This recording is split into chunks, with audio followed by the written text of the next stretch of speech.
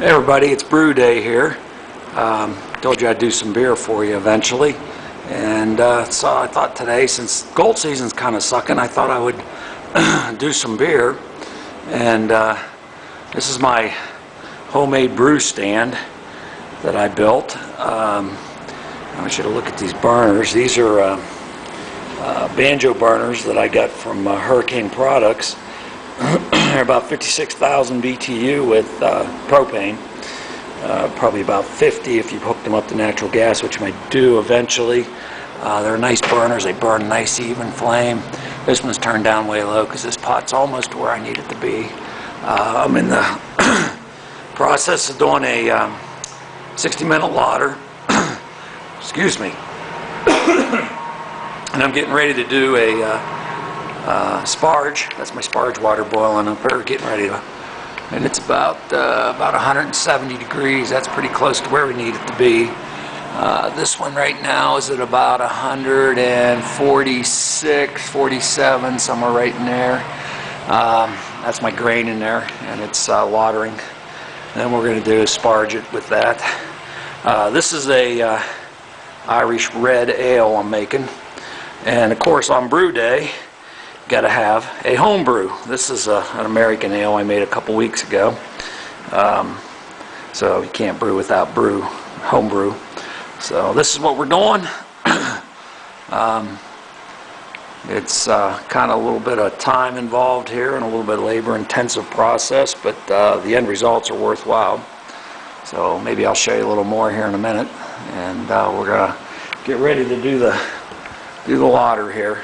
Or I'm sorry, the Sparge, and we'll go from there. And then we got a 60-minute boil. So, talk to you later. Bye. Okay, everybody. I'm doing a recirc right now. You ought to smell this. It smells really good. This is my sweet wort. So we get that to stay there. And dump this back in there. So what I did is I took two of these off the bottom. We're dumping them back in before we do our Sparge. That look nice. It smells good too. So, show you that. Put that back in there. Close this back up. And we're going to start our Sparge. I put my hose back on here. And this is a little bit time consuming here. We got to run about 4 gallons. Let me see. Let me look at that. About 5 gallons of Sparge water through here, and an hour. So it's pretty slow. Anyways, that's what we're working on next. So we'll get back with you here in a little bit. Bye. Okay. While this is starting to run here, you can see it running in there. A little fast, but anyways, I want to tell you about my brew stand here a little bit. This is still a work in progress. As you can see, I got some boards on here because for some reason that shelf, I wasn't exactly sure where I wanted it. So I ended up a little lower than I'd like, so I got to rebuild that a little bit and bring that up a little higher. About where it's sitting is probably good, maybe just a hair higher.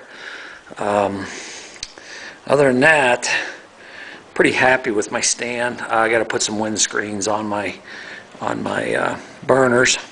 As you can see, I got a makeshift heat shield back there. So we're going to probably, since I'm using a plastic lauter ton, I'm probably going to have to put another heat shield in there, more permanent like. That one works really good actually for what it is. It's just kind of hanging there with the wire. But I need some heat shields around my burners, as you can see. Heat shields, wind screens. But overall, the whole unit is pretty good. It's built out of bed frames, believe it or not. And I kind of welded it together, and then I decided I'm really not a very good welder, so I went ahead and went back and rebolted everything because I sure didn't want 5 gallons of hot wort spilling on the floor or on me.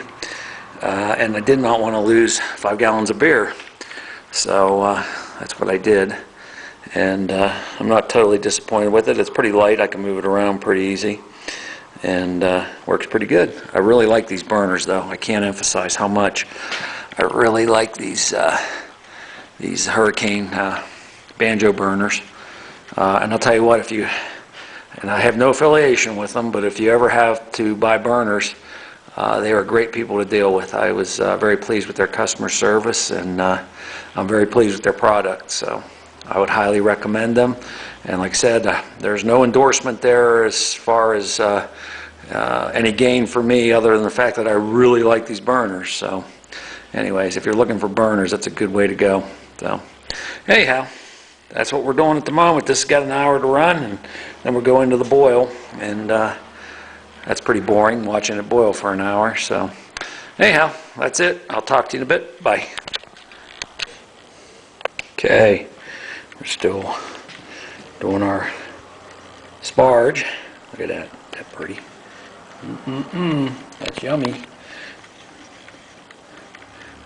Yeah, that looks nice. I want to show you this. Tell you about my American ale that I'm drinking. Like I said, I made this a couple weeks ago, and you can see it's a nice beer. It looks good. I always do a double fermentation. I do run 2 fermenters. I ferment it for a week on the yeast bed, and then I take it off the yeast bed and let it sit in another fermenter for another week, clear it out, and it always comes out nice. But anyways, that's what I'm drinking today. And this is it's almost IPA-ish tasting, and I'm not a big IPA person. I think I'd make this again because I like the body of it. I like the taste, but I think I'd back off a little bit on the hops and get rid of that IPA taste a little bit. It's a little too hoppy for me. I like my dark beers. This is an Irish Red, like I told you before, and it'll be a lot less hoppy. Anyways, and I like stouts. I like my porters.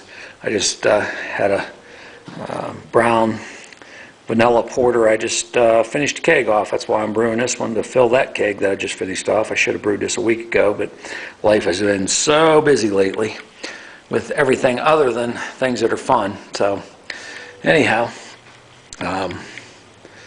this is progressing along. You know, this is it's about a 4.5, 5 hour process by the time you're all said and done. And then you got a couple weeks in the fermenter, and then, you know, carbonation takes a few days if you do it correctly. So, you know, you're looking 3 weeks at least before it's drinkable. So anyways, but it's fun. It's a hobby, just like any other hobby. You get to drink this one. So anyways, talk to you again in a bit. Bye.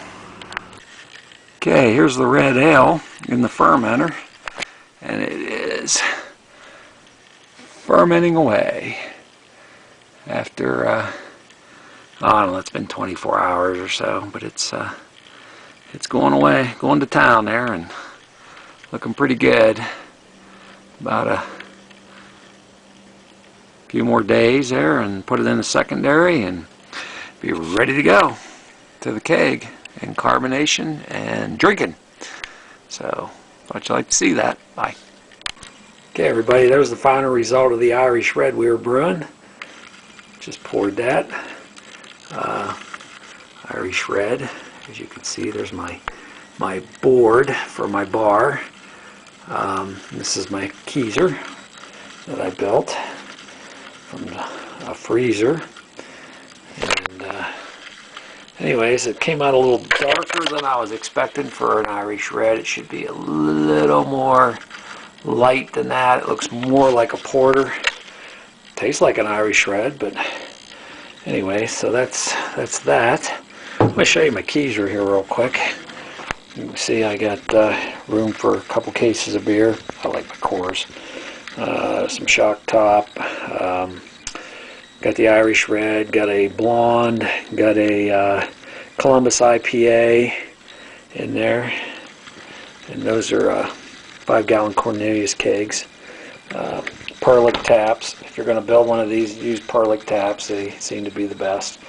And drip tray. That's my own design there to kind of keep it with the motif. So, anyways, that's the Irish Red.